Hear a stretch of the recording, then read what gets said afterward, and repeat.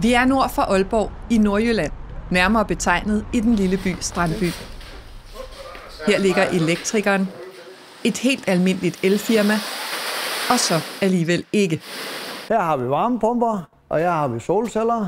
Med grøn energi følger også en masse regler og tunge tekster, Klar til brug. der skal læses Her har vi en all-in-one Panasonic. og formidles videre til kunderne. Den skulle ud i sommerhus. Det hele det bliver mere kompliceret efterhånden at drive en håndværkerfirma. Når vi sælger solcelleranlæg, eller en varmepumpe, eller en lader til en bil, så skal vi registrere det ind i det offentlige system. Og det er kompliceret stof.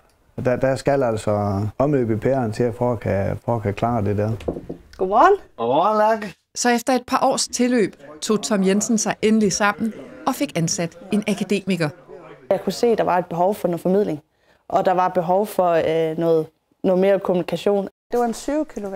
Hun er uddannet historiker. Hvad for en vil du have? Jeg tror, sådan her. Den her.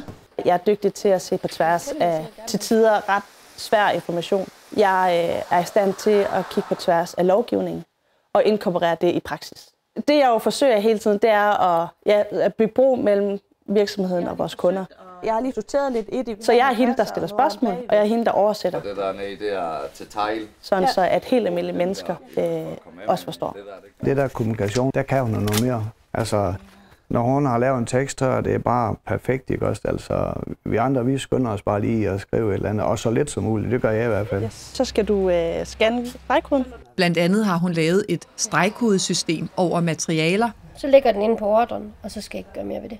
Hun hjælper kunderne med at søge om tilskud, for eksempel til en ny varmepumpe. Jeg tror, der er en stor lettelse ved mange af vores kunder, når jeg hjælper dem igennem med de her ting, at de føler, at det er noget ekstra.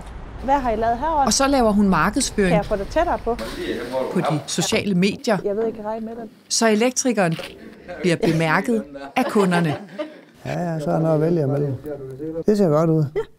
Hvordan kan man ellers se, at Lærke er blevet ansat? Selvfølgelig er vi alle sammen med til at løfte i flok. Men i 2021, der har jeg en omsætning på 14 millioner. Og i 2022 har jeg en på knap 26 millioner. Så det var en meget stor følelse af omsætning det år. Og bundlinjen, den fulgte med op. Og det er ikke sikkert, at det er lykkedes at komme så højt op, hvis ikke jeg har haft hende.